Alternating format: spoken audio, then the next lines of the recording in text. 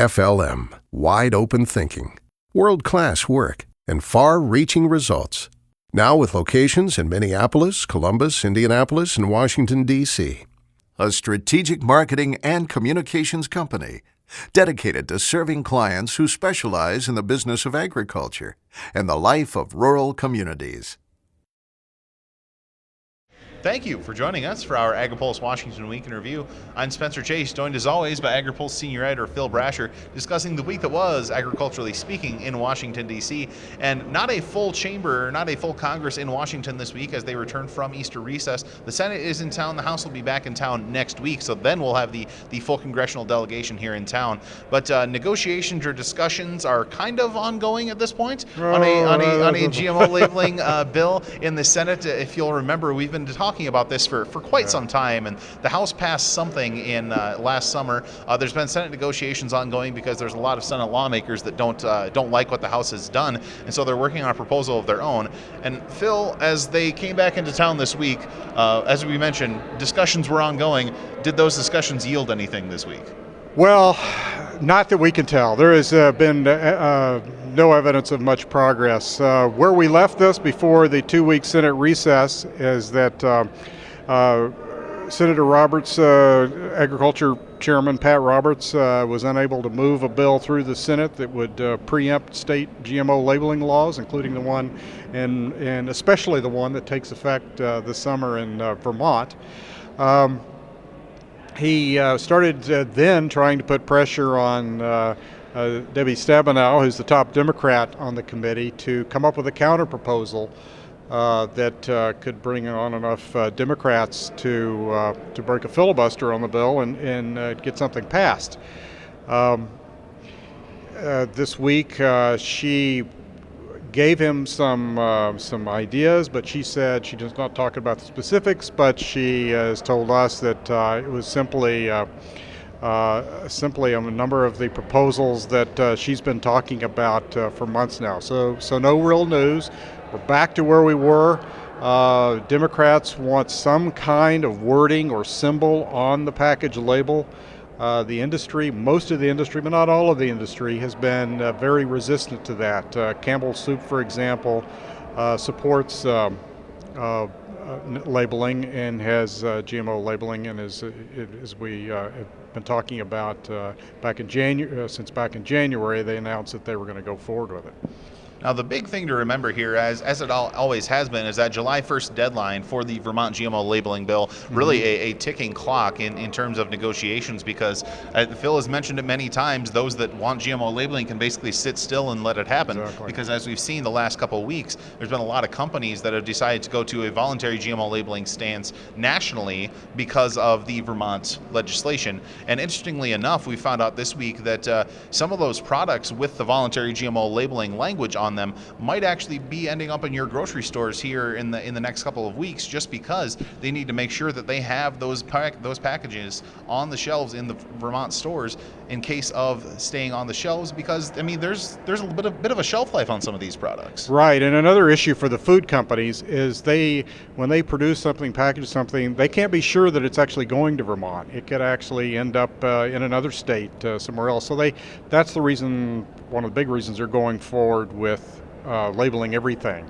And Campbell Soup has been, as we mentioned, announced in January that they were going to go forward with this.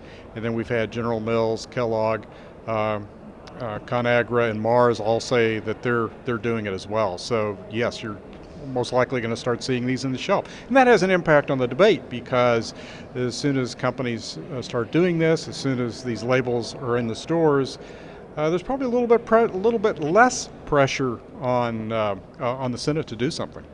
And as a food industry lobbyist told us this week, basically, as of right now, those that want a national GMO labeling standard, right now the Vermont standard is the national standard for the reasons that we just talked about. And also, you mentioned some of the things that Senator Stabenow has been saying. I want to shift gears a little bit here and talk about a address that she gave to the Food Policy Conference here in Washington this week. Discussed some topics relating to GMO labeling, but also touched a little bit on some broader farm policy topics.